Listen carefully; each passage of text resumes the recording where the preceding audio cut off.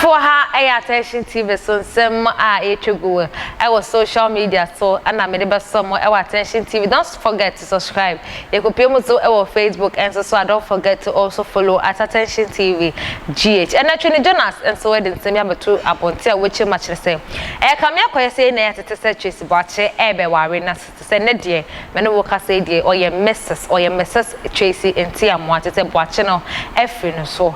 Na we ana Tracey Twene Jonas him say mo awchiri ma kire say come here say Tracey Boakye ewosika eno enti odi sika ana akaware ne kunu fi say ye hwe word ne kra ne kunu bedu enti amwa ne sika kabu ana se peswampo eni awawem ne beko ne akoti Twene Jonas ne say mo de betu dwa no e dia ba na so ansa na no e Credibility Foundation ana asamas na me de jumedie ebe somo e wa attention TV so ne number and 0548302985 they be akase your donations and never too late.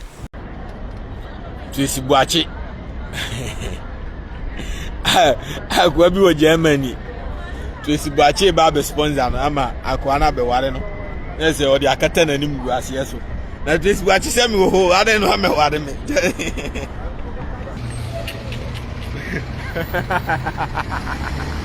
anyways man I'm sure we be as well what's ka be ware me ate wa what's ka bi ade bra me ware yeah bra me de metimi atoring a shonsa why de aka nyina ye oka bo ho ka me ware what wa what's ka bi abe ware me ate na atamfo animu na me starting with junior Twene Jonas na mpa I am so come in the chair na ma bra warm up idea I say nya me warm up na sa na tie o ka asem na asem bisafo abi asem bi puno sa na tie it is what it is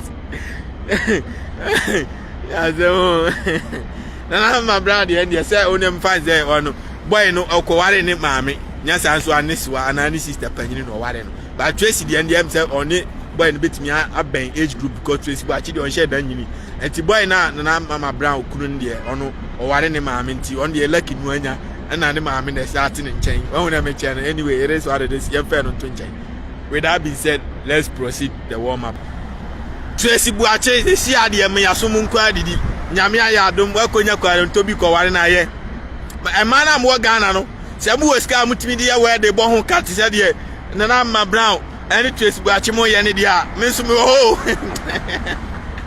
o me ware me so me ho ana me nko gym na me macho mama cho mama mpaja me sanche me donya me wo macho ni bi me mama me nya me macho nche mo wo ma police yeah